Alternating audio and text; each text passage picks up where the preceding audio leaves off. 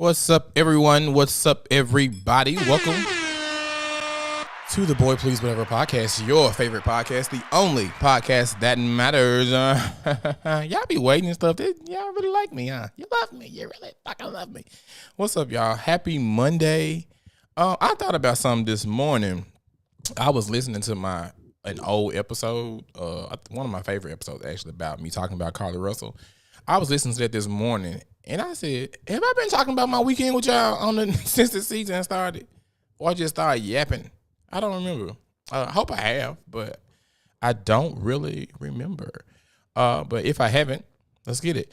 My weekend, before I get into all that, make sure you are liking, sharing, most importantly, commenting, and almost as equally as important, subscribing to my podcast. Also, I'm going to make a habit of doing this and supporting my friends. Make sure until we get her to like 500 subscribers, I have too many listeners. I want you guys to, if you have to get off my live now or write it down, put it in your notepads, make sure that you go to Rhonda on the Rocks on YouTube, especially on YouTube, and make sure you subscribe to her podcast. Do that for me. She's in here every week showing support, so I have to show support back, and we're friends. You know what I'm saying? So make sure you go and subscribe to Rhonda on the Rocks. It's RHONDA on the Rocks, RHOCKS. She's from Chicago, so make sure you go and do that for me too. Subscribe to my girl so she can blow up. You know what I'm saying? She deserves it. She's great. I love her. She's amazing. You're amazing, Rhonda.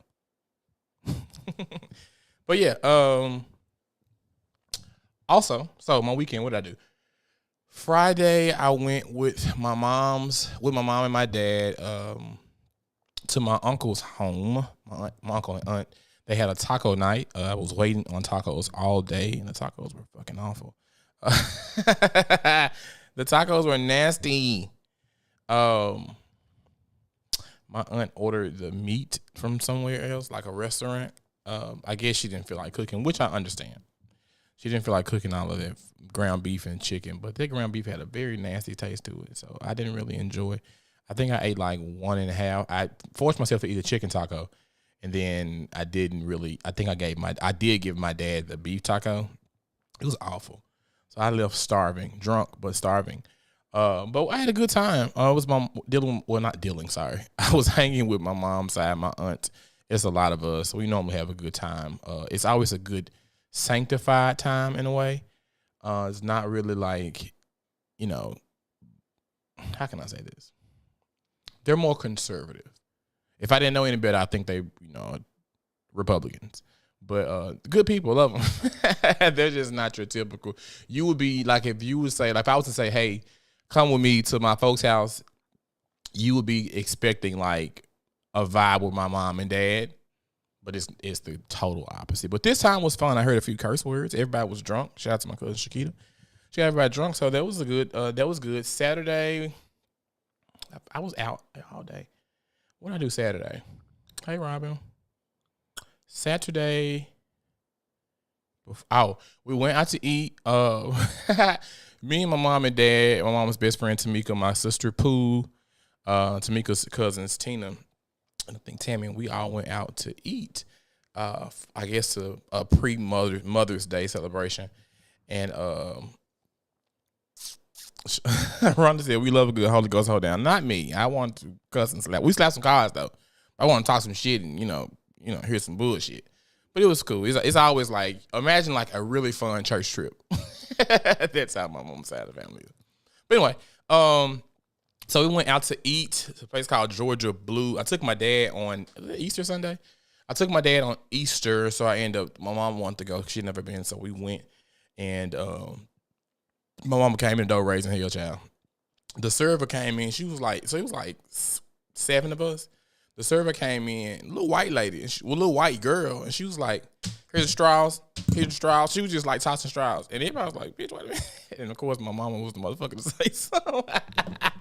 Mama said, she was like, you okay, mama? I'm trying to figure out why you throwing these motherfucking straws across your table like that. And the girl was like, yeah, everybody grab a straw. Mom was like, nah, motherfucker, put these motherfucking straws down, bitch. But that shit was kind of funny because I was like, it would be my mama. Like, I don't give a fuck. if she got something to say, she's gonna fucking say it. So like, fuck how you feel about it. So I knew she was gonna say something. It was so funny. But we went there, went to a hole in the wall. Shout out to Brenda's in South Memphis. Great time. Happy birthday to my Uncle Keith. We went and celebrated his birthday at a hole in the wall. Had a good time. Good chicken. It's BYO everything actually, but they do have chicken and egg rolls and cheeseburgers and fish and fries, okra, all kind of good shit. It's cool. So yeah, that was really my weekend. The bitch threw straws everywhere, y'all. Sunday, what did I do yesterday? I spent time with my mom. I spent time with my mom all day, and I also took the opportunity to, again, I have not got my dryer fixed, I know. Took the opportunity to wash some clothes and wash my sheets. And how about I got home? I ain't tell my mom this. Mama, I know you probably watching. How about I got home last night, girl, and my sheets and my comforter was still wet and the pillowcase. And I ran 2 cycles on the dryer, but this shit, I don't know, still wet. Anyway, so I had to sleep on some old sheets from across the aisle. What else happened? Oh, I did reach 100. What's it? That's Uncle Rodney. Uncle Keith is the big black one they had on. They were dressed like a cowboy at my show with the overalls on the hat. I reached 100,000 TikTok followers over the weekend, so I was so happy. Like, Rhonda can tell you, we've been watching these numbers for like 2 weeks now. It's like it got stuck. And like, sometimes TikTok will shadow ban you. Like, I post some shit, and I have like 100,000 followers. I have like fucking 300 people see my shit, so. Finally reached 100,000 subscribers. I was happy about that. That was a personal goal of mine. I have gotten, you guys see him in person, Rhonda. That's my cousin's Keith daddy. I have gotten so many motherfucking friend requests. I have been accepting friend requests like on Facebook. I don't know what is happening because it can't be. The video I posted that I made last week, the snippet about the double good popcorn, that has been getting a lot of views, but that happens every once in a while, right?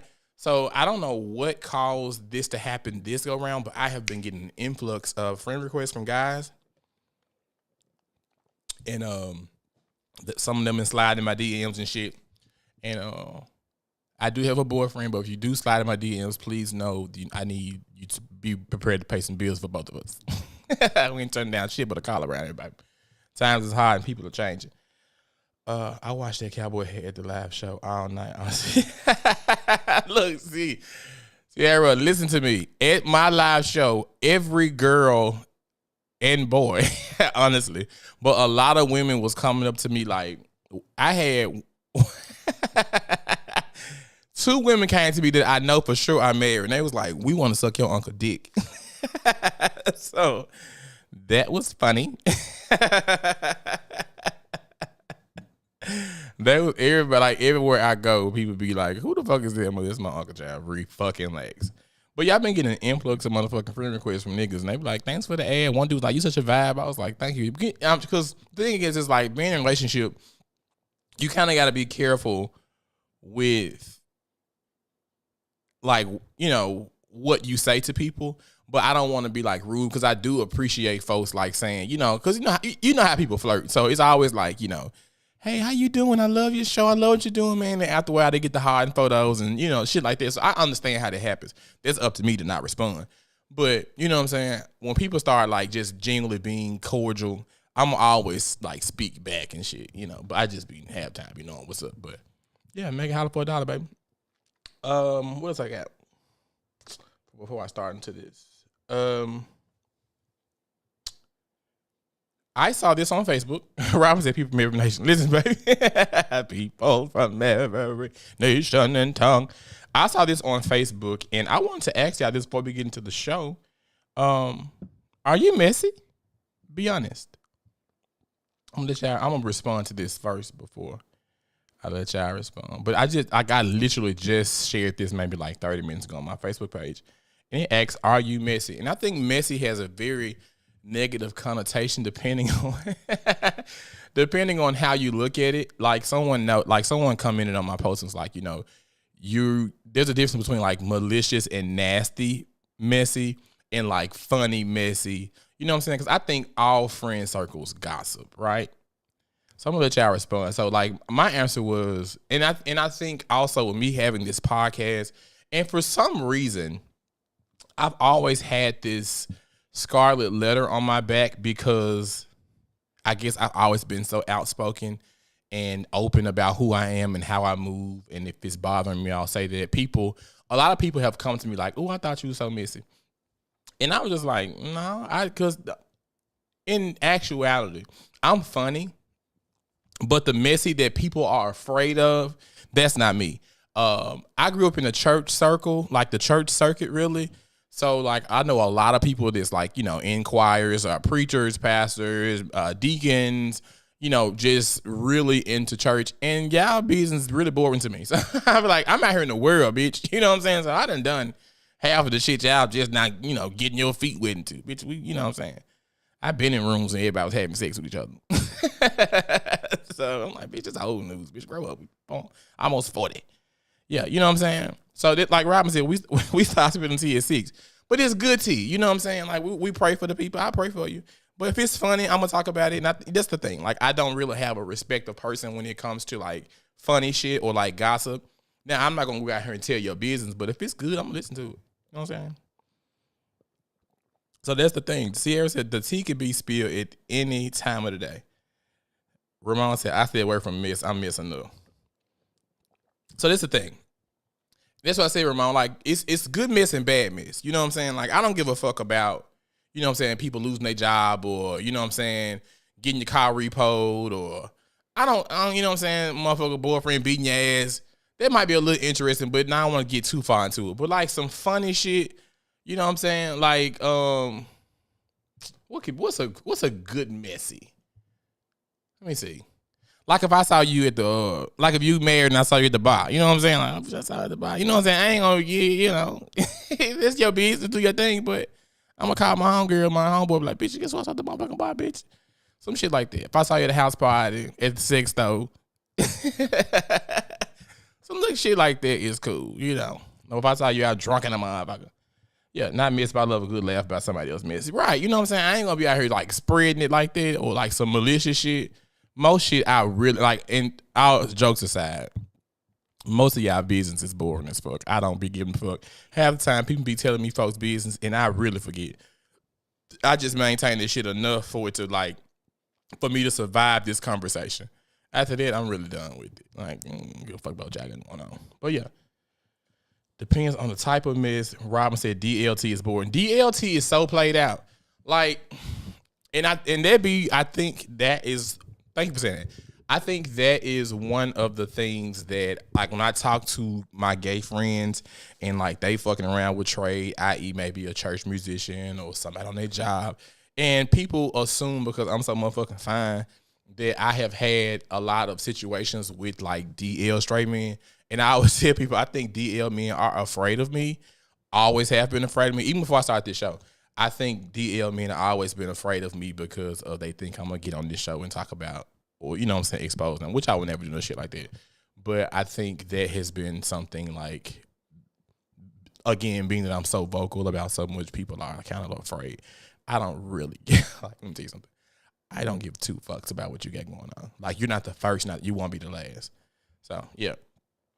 I'll listen and find out about it on my own, my way. I'm not about to go spread no mess. Yeah, it's meant for me to know what God has missed for me, baby. What's up, Ryan? My man has a DLT. DLT is DL trade, download trade. Ramon. My man has a capacity of a gnat. I'm definitely forgetting by the time I go to sleep. Sierra, listen. Y'all don't understand how many times, like, my faithful followers, y'all would never understand how many times I have gone to y'all page just so I can memorize myself with how y'all look. It's not that I'm trying to be, like, grandiose or anything. My motherfucking attention span is short. Like, when people tell me their names, like, meeting, like, if you, like, introduce me to, like, 7 people, bitch, I will have to pull out my phone and take a photo of you holding, like, bitch, holding your name like this. Like, I'm not going to remember you. I'm not. Yeah, I'm the same way, Zach. People love to tell me folks' business. This always have been the thing, though. People love to tell me folks' business, and I be like, girl, who the fuck are you talking about? I don't care. Again, I just retain it enough to survive the conversation, and I move the fuck on. So, anyway, what's I have here? I don't know if y'all saw this, and I wish I could put it on the screen where I just YouTube, and I have not been having good luck with like social media community guidelines. I don't know if people are flagging me. I don't know if I curse too much or something, and I always get like flagged. So I had been at risk of like losing monetization on Facebook and Instagram like years. So I try to be careful of what I put on YouTube because this is my actual show. Fuck a real, like my actual show. I try to take care of it, right? But anyway, there's a video on Facebook, and you need it. I will send it to you. But I did screen record it. There is a video of, so y'all know it's prom season. It's prom season, and like the past, I think we've always done prom send-offs. Now that I think about it, you know what I'm saying? A group of friends meet up at somebody, whoever got the nicest house and, like a chimney and shit, a fireplace. We'll go and stand in front of the fireplace, the whole group of friends, we take pictures. Like, you know what I'm saying? We always have done that. I don't think it has been to the extent that parents do it now, but, times are different. People have more resources and balloon arches and backdrops and pipes and drapes up. People do shit like that. So anyway, there's a video of a girl having a prom send-off, and all of a sudden, a girl she does not like pulled up to her house, ran up to her like while her family is taking photos of her, and like fought her.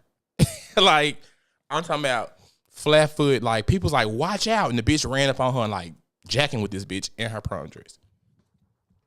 Her entire family. Like, first of all, growing up in our generation, that's the one rule, like, I know we were taught. I don't give a fuck how mad you are. You don't pull up in nobody's house. And the girl was like, I'm her number one op. And, she snuck me before, so I'm going to sneak her. My thing is, bitch, you had to be mad in a motherfucker. You had to be mad for you to be like, bitch, I'm getting this hoe today. I don't give a fuck if 17 of her motherfucking female cousins are here. I'm putting my hands on this bitch today. Like, you couldn't have got her at school, in the cafeteria, in the bathroom while she was pissing. Like, you was like, bitch, I'm finna sneak this bitch at her prom send-off. So,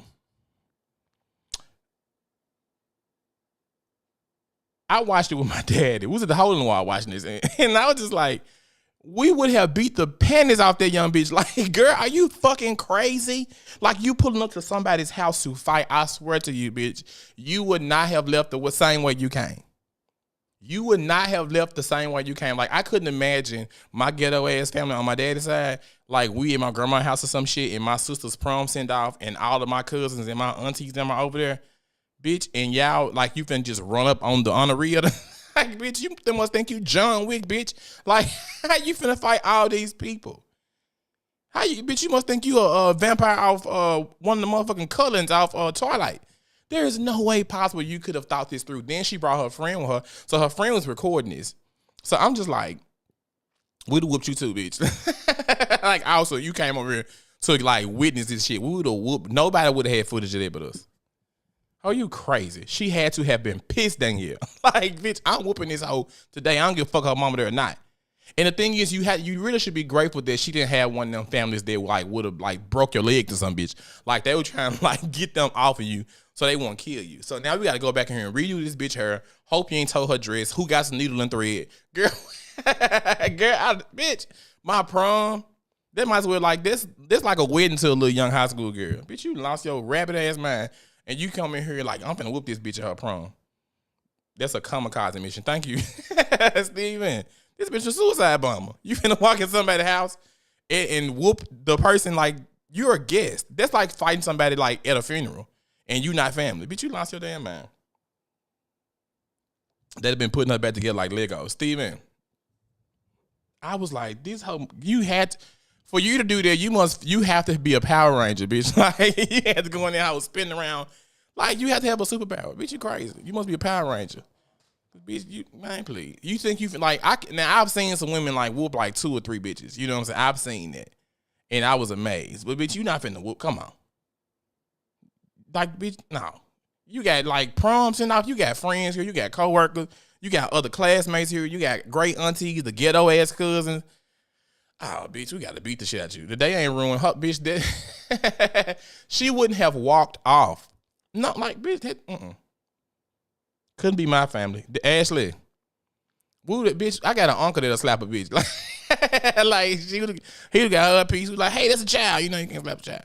Bitch, come on. Every bitch under 18 would have got them a piece. And probably a couple of older bitches too. Cause like to come to somebody's house, bitch, I remember my sister was into with this girl. And me and my sister was shopping at the grocery store, like actively shopping. This bitch told my sister, I'm finna pull up at the house. Me and my sister left the groceries in the middle of the motherfucking grocery store, gave her the address, and we sit on the porch, bitch, like in the driveway with our legs crossed, bitch. Waiting on her to pull up. I was like, you crazy. You been whoop us in our front yard, bitch? I'll burn this house down when you beat me in my front yard, bitch. Cameron, I'm gonna send it to y'all. Y'all just make sure y'all inbox me because y'all not forget. But Rhonda, she had to have been on the Percocet. Cause what made you think, you bitch, you had to fight like a cafe woman, bitch, to think you finna come in here and whoop a hoe on her prom in front of her mama. First of all, mom and dad they didn't pay for this motherfucking dress. And you know, these young girls don't wear like normal Macy's dresses. This shit custom made, like runway Met Gala type shit. You know, we was going to Macy's and then the girls would go to Macy's and get a normal ass dress. And the men would go, the little boys would go like to a tuxedo shop, bitch. We finna rent this motherfucker for $50, bitch. We ain't really buying no big dollar shit. You know, we might have a little all white suit to match our date. And we sending this shit back. That's why we can't really eat. You know, your mom be like, hey, don't waste on this motherfucking suit. We got to take this shit back. They're going to charge me. We got to dry clean it or something. You know how, but I was like, bitch, please. She couldn't even fight it. You see the other, like there's another view. So when she ran up on her, I guess her friend recorded it. But I did find another view in the comments where they were on her ass like back pockets. And it was fucking funny. I was like, girl, get her ass. Because you had ran up on the right family who didn't give a fuck how you, like, for real didn't give a fuck. Bitch, you been bloody. She deserved it, though. Her mama would have had to have gotten her. Like, her mama would have got a phone call from, like, the sheriff department. Like, bitch, your daughter is unconscious, bitch, in the ER, in the triage. And her heart finna get back. She need a motherfucking kidney, bitch. What's your blood type? We'll beat the shit out of you. What? You're insane. We finna kick the shit out of you in here. But anyway,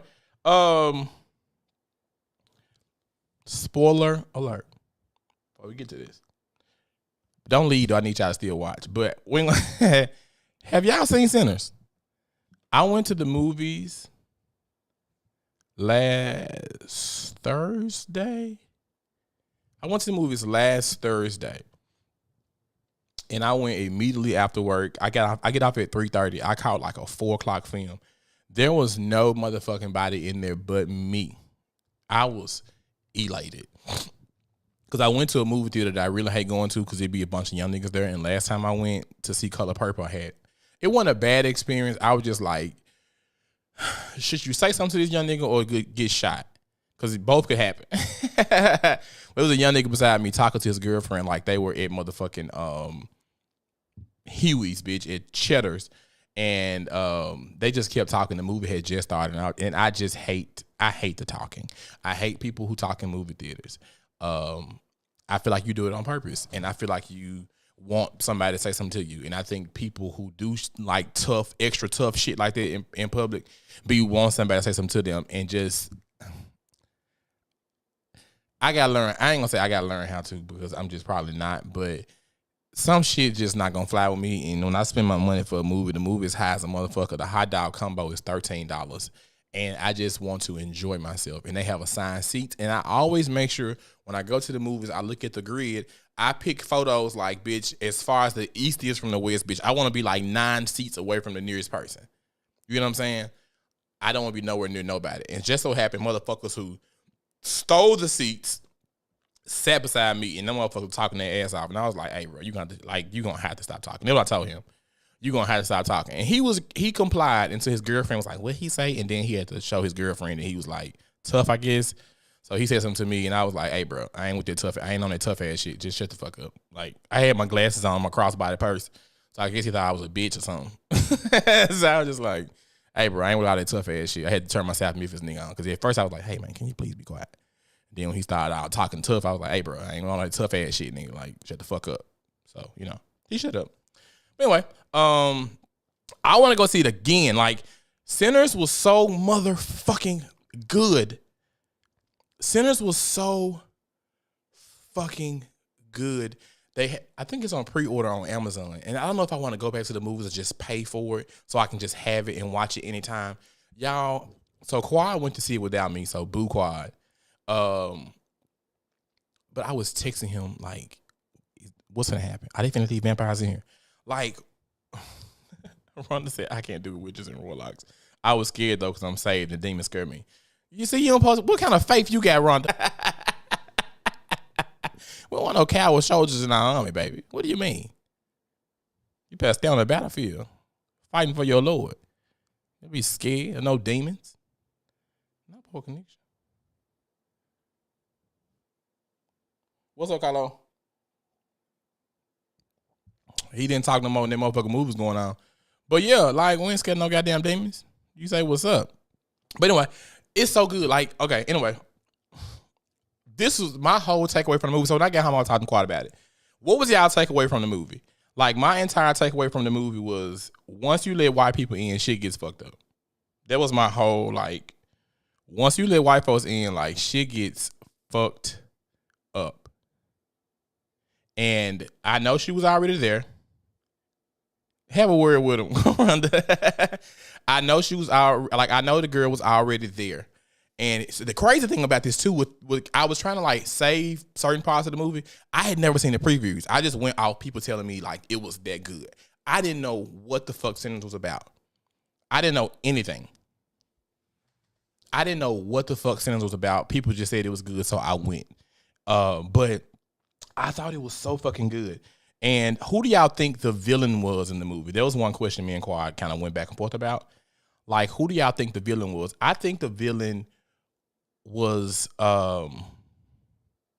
what's his name? Which one died? I think the villain was Stack. Not Smoke. Yeah. The first one that died. The one who was fucking the white girl. I blamed him initially because I feel like we always get so fucking greedy where we feel like, oh, we can't do this because we need some more money. So black people, we can't give away this. We like the other brothers, like it's a sense of community. We got to make these motherfuckers feel comfortable. We just popped up today with a fucking juke joint and this bitch is packed. You know what I'm saying? We got fried fish. We got some Chinese bitches over here making orange chicken. We got a lot of shit going on. So it's like, it's going down. We got the liquor. We can start raising money from the white people. So it's just kind of like, let's let it be communal. And you just saw these weird ass white people come to the motherfucking door with banjos out of no motherfucking word saying we from North Carolina. What the fuck would make you come from North Carolina on foot and you in motherfucking Greenville, Mississippi? Clarksdale, Mississippi. How the fuck you find Clarksdale, Mississippi? You know what I'm saying? Ain't shit going on down here. I can see if he was going like to Memphis or Chicago or, you know, a big city. I feel like it was him because he gave the white girl permission to go out there and talk to them and see what kind of money they had. My takeaway was don't invite white people to the cookout. Gatekeep. Thank you. That and the devil just can't come in and destroy anything. You have to welcome him. You have to be careful because the enemy sometimes look familiar. Yeah. Ron hit the real on here. Asian chick was the villain. I'm hold you to that, Ramon. The Asian chick was the villain. The white man's the villain for obvious reasons, but then his brother is the ultra villain because why would you try to pull me down in your mess just because you're down? Remake 2, the Asian chick need her ass whooped. Not Chinese bitches, I'm done. Listen here. So I'm going to tell you this. So this is a question I have written down. Was the Chinese lady wrong for inviting them in? I don't think she was wrong for inviting them in because... Well, the main thing, okay, so you remember when they were like, we're going to wait them out. We're going to wait them out until sunrise. Long as we don't invite them in, they can't come in. That's true. They couldn't get in that motherfucking juke joint. That was their safe haven unless somebody invited them in. However, the woman was like, we finna go. He was like, I'm finna go home. Now, the man threatened her and was like, we finna go to this store and get your daughter, right? So I feel like being that the vampires knew that they could not be out there when the sun came, they were going to retreat before the sun came up, right? And what were they going to do? They were going to go back to their homes, pretend they know their wives and pretend they're the same and all of this shit. Their wife going to let them in, their husband going to let them in, the kids going to let them in the house because they're family. They're going to let them in the house. And then what they were going to do? kill everybody in fucking town and make more vampires. That was my take on it. That's what I felt like they were going to do. And I was like, I think she invited them in because she was like, bitch, y'all not finna come home. We're going to die right here before I let you motherfuckers go and take my motherfucking child. You know what I'm saying? I feel like she just sacrificed her life and everyone else's, but for their families. And I don't think everybody was thinking about that. These motherfuckers gonna get on down, and they're charming. They know all your business. They know your past. They know your future. They know all this shit. So she was like, bitch, fuck them. We're gonna let them in. Hold on. I also think the message was, in business, you have to be aligned. Don't go linking up with people who don't understand or agree your vision. I don't care if they're your brother. Absolutely. I don't trust white people behind a dime turn edge our way. I would say a dime turn edgeways. Wrong as the fuck. Asian lost her crap. She let her emotions behind her husband jeopardize everyone else's safety. They tried to cover her mouth. The Asian was worried about her family. I know I took my welcome mat out the door. I agree with Ronald because then I started thinking about the people that they brought the property from. The stack finance people, the ones that were part of the clan. So, see, Nicole, I wrote that down. I put, if they hadn't gotten turned, they never would have found out who the Grand Wizard was.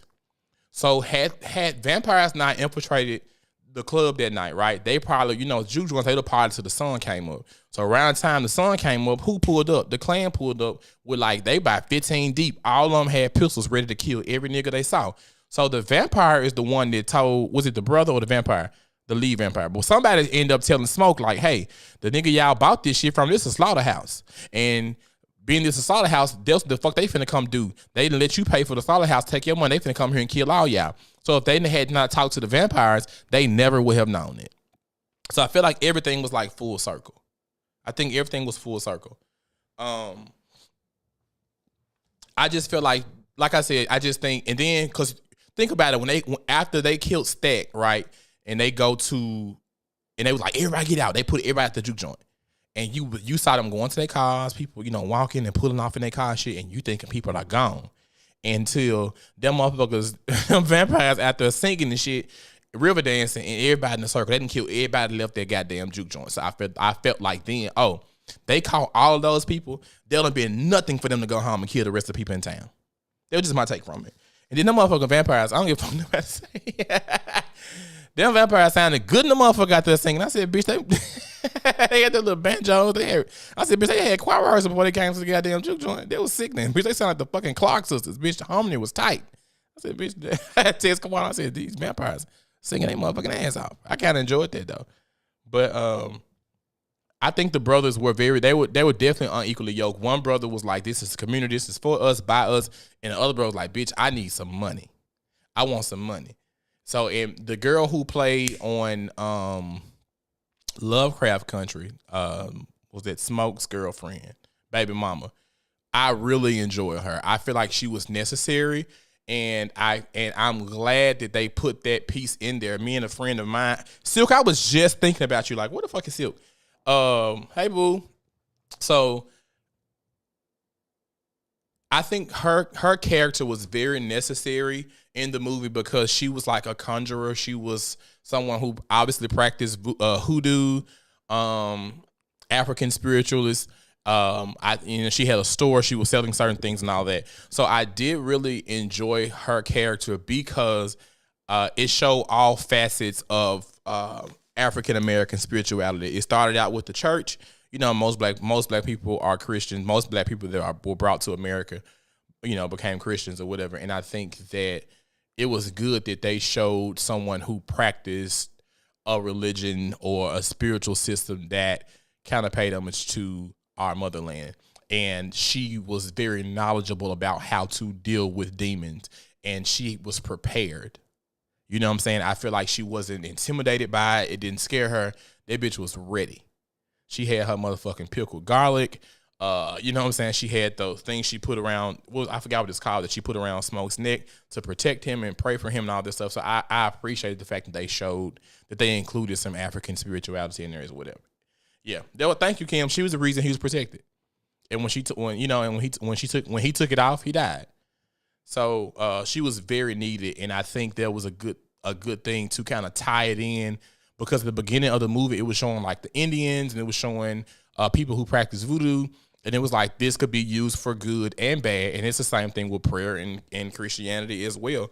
I think black people, I was telling my friend Robin this, I think black people have gotten a negative connotation when it comes to voodoo and hoodoo, because we were taught it's black magic, it's dark magic, don't touch it. If it's not Christianity, leave it alone. But a lot of things that we do and practice to this day it stems from hoodoo and voodoo. The blood sacrifice, the altars, honoring our ancestors, jumping the broom, spitting on a broom, splitting the pole, like all that stuff comes from our stuff. And she was my favorite character. I loved every part of her. Big Baby said, I love that when a black woman spoke, they listened with no question. Black women are the leaders of our community. And I don't know why people don't understand that. But yeah, she was necessary. I really enjoyed her. Baby, the Soprano one, hit the fuck out of it. Second song, her creepy ass. Listen, they were singing their ass off. It was good. Like, I was like, bitch, they sound so good. They had choir rehearsal that fast. It's crazy. Everybody found their power. One nobody flat. It was sickening. I was like, bitch, one of these vampires gonna be mad at my clock, bitch. He sound good in the motherfucker. Let me find out mad at a vampire. Devin Broadneck said her character was very much needed, but I hated how people were fat shaming her and saying she wasn't right for the part. She's a beautiful woman, ate the part up. See, I hadn't seen any negative critiques about her. I would have been glad I hadn't. I probably been in the comments arguing with people and shit. Another part I love was them going through all the decades of music from the motherland to now. I love that. I loved how that boy was playing. And I like this little deep ass voice too. That was a shocker how they went, like he was singing blues and they kind of showed how blues stemmed from this and hip hop, and then going back to, people in Africa using the drums and the banjos and stuff like that. It was really, really good. It was good. I had no complaints about that movie. I know one thing I'm saying I thought about making 100, y'all. Hey, ain't no wrong. I was telling my coworker about 6 months she was making 100, y'all. But yeah, I don't see anything wrong with that. What's up, Joanne? Welcome, welcome, welcome. Make sure you hit like on the live. But yeah, it's a thing. Like, I think it's all about how you use it. And she is a beautiful. I have a cousin, Felicia, looks just like her. I think she's beautiful, and I'm sick of people acting like our mama's not fat. I grew up thinking if your mama wasn't fat, she wasn't a real mama, because every mama I knew was fat. I was like, hey, your mama not fat? What's wrong with your mama? She might be a crackhead. I'm serious. I thought mamas came fat. Shit, I didn't know nothing no different than a fat black woman, bitch. What are you talking about? Beautiful. I think it's just the days and times we're in. People don't want to see it. But I'm like, big bitches get love. What the fuck? And she's beautiful. And I think she was perfect for the part. I don't see nobody else playing that part. She was great. She was great. But yeah. And I enjoy how, like Robin said, I enjoy how they included the mom and pop, like the Asian store, because back in those times, Asian people were able to get loans. White people wouldn't sell groceries to us. Black folks ain't had no fucking grocery stores. We didn't have the means really to grow our own harvest to feed communities. You know what I'm saying? So the Asian people, they didn't give a fuck about that shit. They gave a fuck about the dollar bill. So they had, this is how you come up with the Asian stores and the restaurants and shit in black neighborhoods. They were the ones providing the food and supplying the food and giving us jobs and shit like that. So I'm glad they put that in there. So, hey, Corey. I'm from the South. Most people look like her, so fat shame her. It's ridiculous. Your mama, Thank you, big baby. That's what I'm saying. Like, bitch, you supposed to be fat. What? What are you talking about? We eating good down here, ho. They ain't had no Planet Fitness. We sit on that motherfucking porch eating. As long as you use the right way, run nothing wrong with the job. I can show you some things. And that's why I'm glad it showed that, because so many people, when I was brought up in church too, we were afraid of like voodoo, because like when I went to New Orleans, I had friends from New Orleans and they were afraid. They didn't know shit about hoodoo. And, and it's to me, I was telling my friend, like, catching the Holy Ghost, like all of that, it's a trance. It's a euphoric feeling. You know what I'm saying? It's all tied together. Like my cousin always said, things are more the same. We're taught to be so divided, and things are more the same. Like, I don't knock what people believe in, because I think there's some truth to everything. You know what I'm saying? It's a faith-based system. You know what I'm saying? So faith, you have to, believe it. something to believe in, you know. But I don't shame people for being Christian anymore. I used to. I've changed. But I enjoy parts of the Christian teachings. People say I go to church all the time. I pray for people, all that kind of stuff. So I'm with that, but I don't shy away from our roots, and I feel like more Black people need to get more in tune with the African part of that. So yeah. What is it? Did I have anything else on that for the movie? But I hope I didn't spoil it too much. It's really fucking good. I give it 5 stars. Yelp review 5 stars, 10 out of 10. No complaints. It was really good from beginning to end. People was like, "Oh, it was so boring. It took so long for the action to come." I'm like, what you want them to start fighting at the very beginning of the movie, bitch? Like, you ain't know what the fuck. We know what's going on. I would like a sequel. Because I want to know why the fuck how the Indians was chasing them goddamn vampires, how they found out about it. And that I do want to see. I do want to know more about that. But it was just really good. And also, you remember at the beginning of the movie, I'm trying to move on. You remember at the beginning of the movie when Sammy was like, when he busted in the church and he stood there and his daddy was like, "Come on in, son." And then he walked in the church, but he was seeing those flashbacks of demons and the vampires and shit. And I was like, bitch. And then it went back to say earlier that day or one day before. And I was like, bitch. So at the end, I was like, fuck, he a vampire. And he finna go in here and kill everybody in this goddamn church because they invited him in before he walked in. So I caught that too. It was really dope. Steven, the link for the after show, Rhonda, someone, can you give it to him? Or you can just download Patreon and go to Boy Please Whatever. And it's $5 a month. The after show is immediately after the show. But it's $5 a month. But just go to Boy Please Whatever on the Patreon. Or you can go to one of my previous shows where this in the description box, Steven, where it says you can click on like join the Patreon. If you'd like to join the Patreon as well outside of Steven, do the same thing I just said. Go to one of my old videos or just go to Patreon and type in Boy Please Whatever. It's only $5 a month. I want to see Stack and Old Girl in the New Age. What happened after they left Sammy? Yeah, that would be good too. So I'm going to tell you, bitch, when them hoes walked up in that club, I almost shit a brick. I said, girl, they finna kill Sammy. Bitch, Sammy 92 years old. Bitch, they finna fucking kill Sammy. But that was funny. What about a SERP job? Shut the fuck up, Rhonda. That's funny. But yeah, what can I say? Oh yeah, so I have something I put on Facebook today, and I'm gonna share it with y'all as well. It says, get out of those abusive friendships too.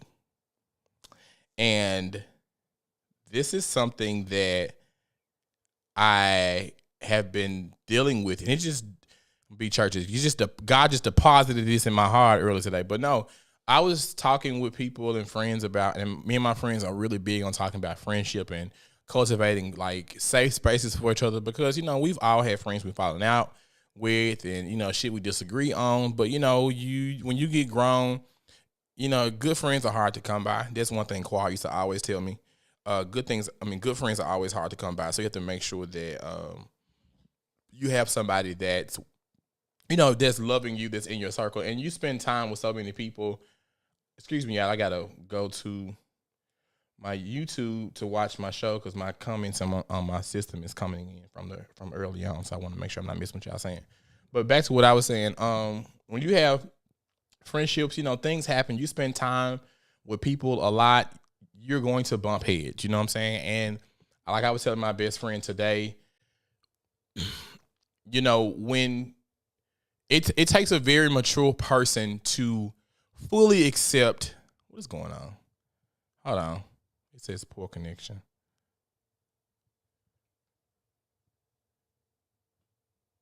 Here we go.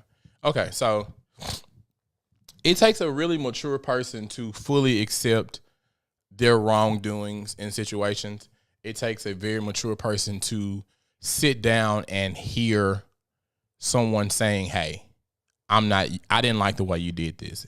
And especially when sometimes your intentions aren't that, but you have to take full accountability. And I think that the lack of people taking accountability is the one thing that can be the detriment of a really good friendship or relationship.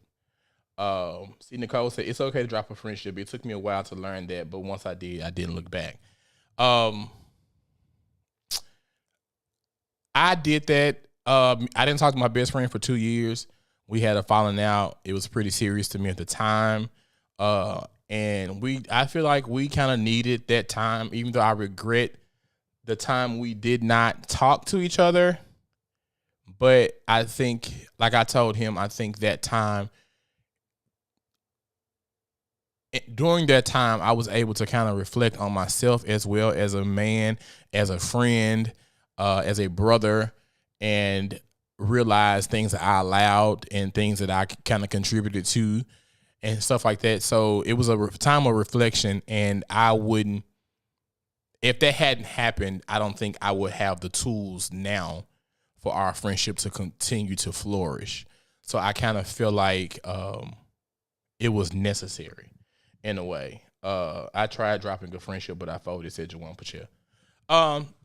The thing is, if the signs are there, one thing I had learned from an ex-friend, she would always say, warning signs are not meant to be ignored. So when I said in my status, leave those abusive friendships, I don't mean a friend like physically putting their hands on you. Somebody said on Facebook, somebody put on Facebook saying, my friend was literally beating me. I was like, oh, nah, bitch, we ain't gonna never do that. But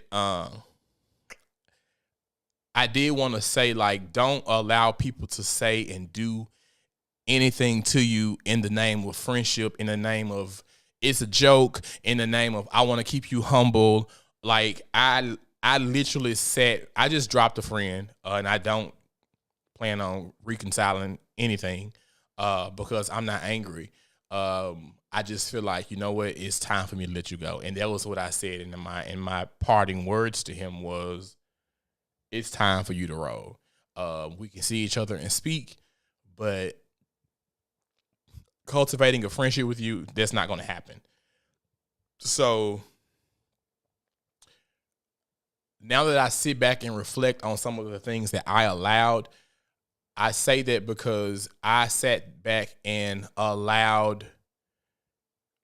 I like to have a good time, and you make me laugh, and we spend time together. You know what I'm saying?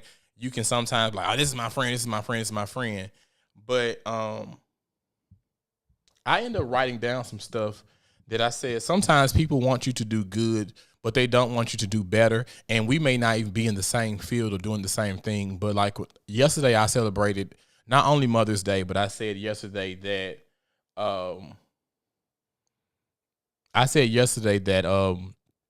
yesterday was the 1 year anniversary of my live show.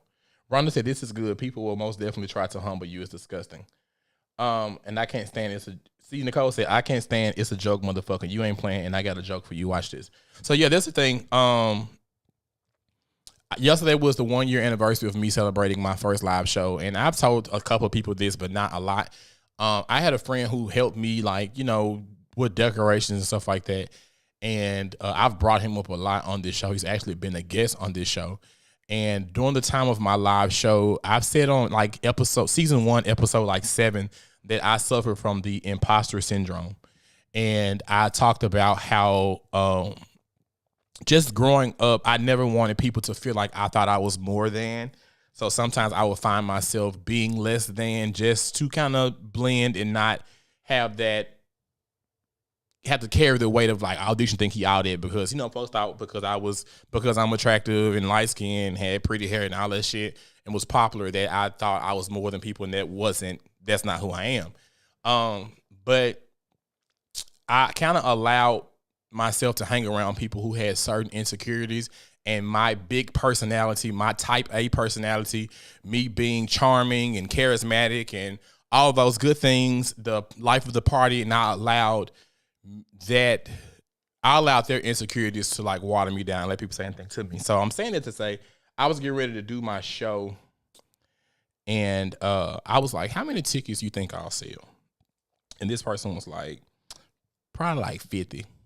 And I'm looking like, oh, at that point I had been doing my show for like a year. And look, I don't hesitate to say I've been blessed in this 2 years venture of doing the show to have really gotten some pretty good exposure via social media and other people. So I was just like, I kind of feel like I might would have sold a little bit more.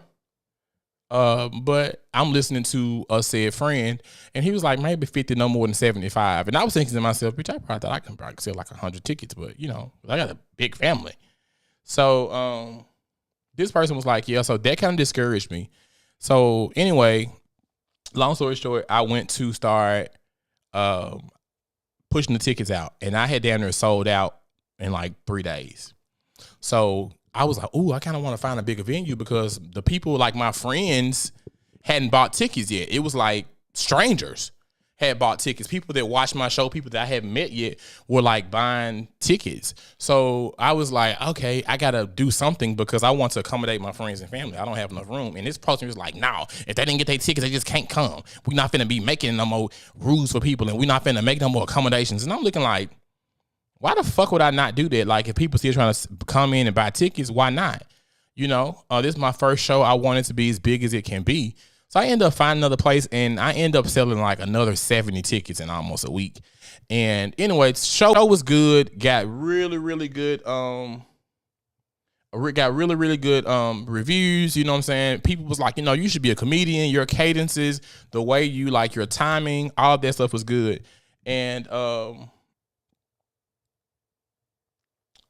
I was like, okay, I'm gonna do another show. So, and people were telling me like, oh, your tickets were too cheap.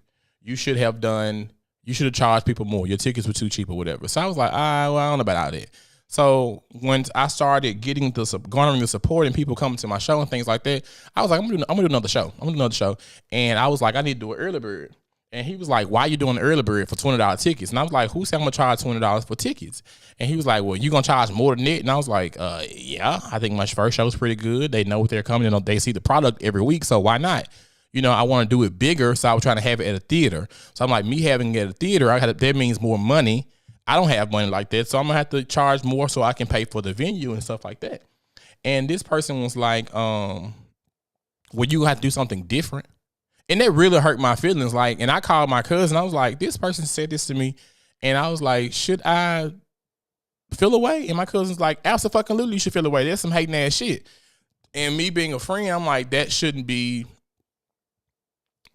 something that you should be saying to me because I'm looking up to you as a businessman and a friend. And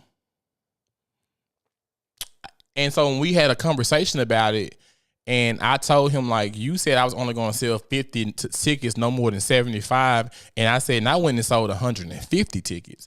That person said to me, you doing double of what you set out, that was pure luck. When I was doing this, I had to do this for free so people could know my product.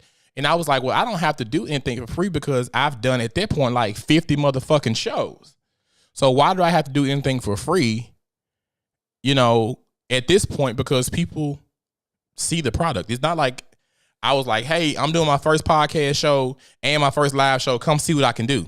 So I was like, I feel like people already knew that. And it kind of hurt my feelings as, coming from a friend. So we talked about it. We didn't talk for a minute.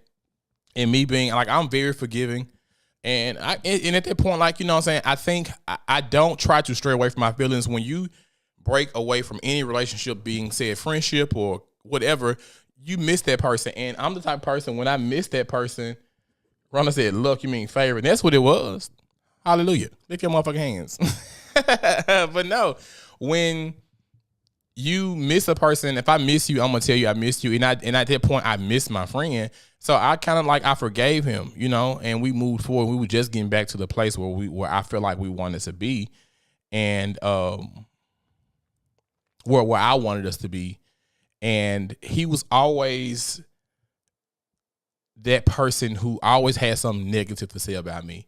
And that's why I was saying get out of abusive friendships, to take it back. He never had anything good to say about me. Never a compliment, never told me good show, never I enjoyed this. It's always, why didn't you do this? When I did my very first podcast show, I was so fucking scared and nervous. And again, I was learning. A man at the fucking place I got my equipment from, he was like, hey man, you're starting a podcast. He was like, your first show is going to be shit. He was like, just grow with the punches and you're going to grow. And I grew, you know what I'm saying? And I kind of understood what he meant. I didn't think that he was hating because the guy had a podcast. And at this point, I kind of understand. I do understand what he meant. And everybody was like, Dee, I really enjoyed your show. You were made for this. I really enjoyed it. Good show. You know what I'm saying? My cousin was like, you probably could work on this. And I was like, you know what I'm saying? I did forget that, because I'm not a fucking airhead. You know what I'm saying? I'm not delusional. I kind of, when I fuck up on something, I kind of feel it myself. So my cousin Keith always keep it real. He let me know. And this person called my phone, and this is the person who I'm waiting to hear from, because this is who I look up to. And my cousin called my phone. He called my phone on my way to work, and I was like, so what did you think? And he was like, how did you feel you did? And I said, I feel like it was cool. He was like, And that was all he said. And then after a while, he was like, I wasn't really a fan of your show. And I'm just like, bitch, okay. So Rhonda said abuse can be sneaky. And it can. And like Devin Broughton, they say loss of a friendship grief is real and painful. It can be. And like the thing was, I allowed that. I sat around someone who never wanted to congratulate me. And I think it was because they were just insecure about their outer appearance and how they feel. And you know what I'm saying? And they just had this one thing I think that most people don't have or working towards, and they were kind of set financially. So they felt like they can kind of like talk about other people and make themselves feel like they're above everybody else because they were financially set. But you're not. People who do stuff like that are not happy. I don't give a fuck what you say. You're lonely and you're not happy. What's sad is some people have lived in negativity so long, they're probably how awful they are. Yeah, I just feel like you're just not a good person. So I wrote down, I put hanging with hoes who are jealous of you. And that was one thing I never really wanted to kind of get into, because I don't want people to feel like I feel like I was so much. But it's okay to recognize that some people may very well be jealous of you, and it may just be a friend. And I was like, they will insult you before they compliment you. And when they do compliment you, it's disingenuous. And trust your spirit, because you can feel it. When someone's assing around, when someone's not being genuine, when they don't really mean what they're saying, they're only saying it because they want to keep you around for whatever purpose you're serving for them. They'll once you address certain things, they will straighten up for just a certain period of time to kind of get you back comfortable around them until they start back saying hurtful shit. I've always said before, I don't have a big booty, right? And gay men be wanting somebody with a fat ass. So we would go out and drinks, and I always kind of dress kind of cute. And I'm a handsome guy, and we will go places, and he would get drunk and be like, "You ain't got no ass. Look at you, ain't got no booty." Like, we would get in front of people, and I would be like, bitch, if I had some booty, wouldn't nobody pay you? If I was thick hoe, you hoes wouldn't get no attention. And that's what I think people fail to realize. Like, when you have folks around you who always got some negative, that's a hater.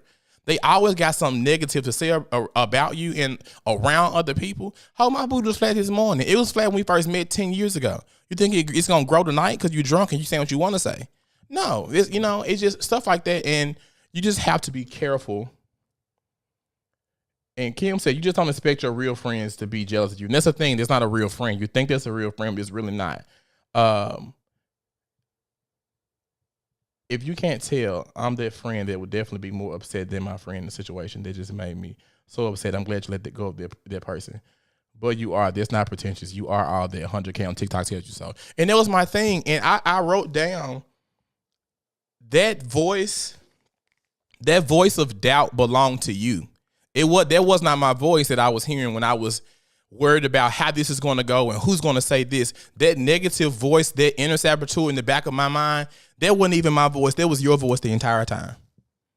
And that was so crazy. Like when I say it had hurt my feelings, because the last straw was I caught him talking about me to one of his friends who I don't fuck with. And he know we don't fuck with each other. And I caught him talking about me to this said person. And I just looked at him. We was out to eat. And I was like,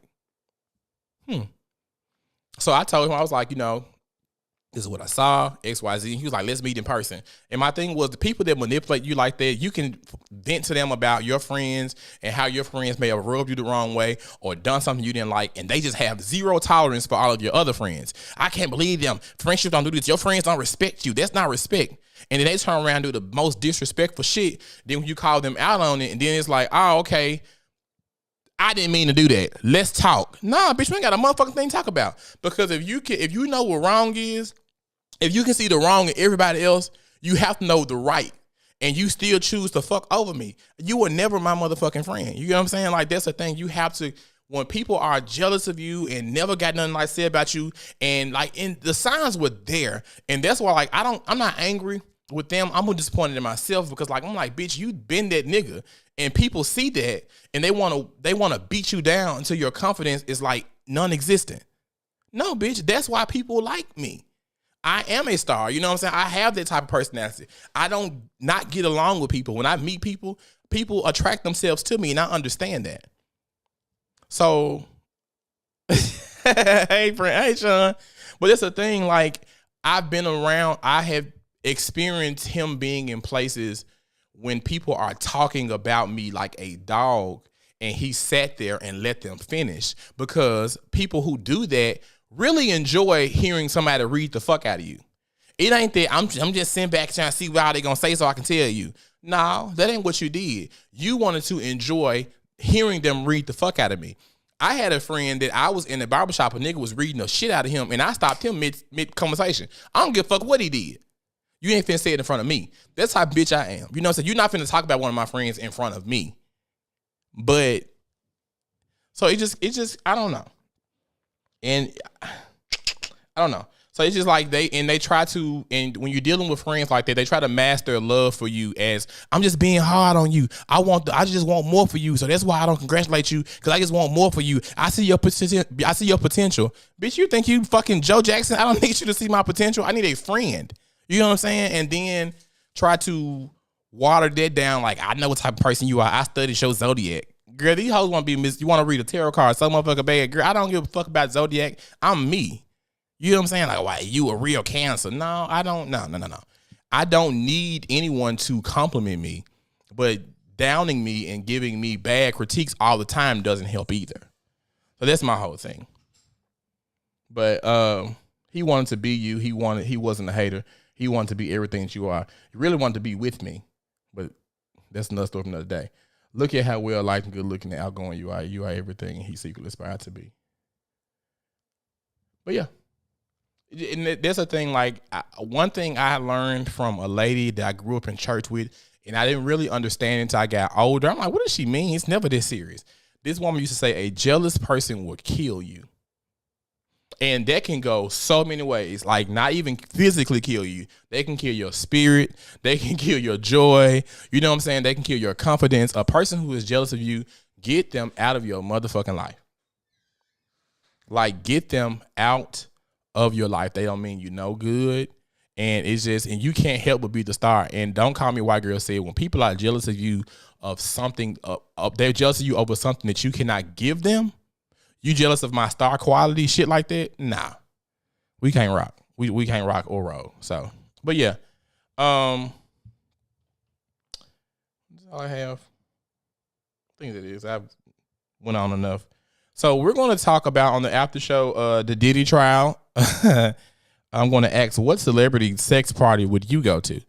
So anyway, thank y'all for tuning in to season 6, episode 3. Of the Boy Please Whatever podcast, your favorite podcast, the only podcast that matters.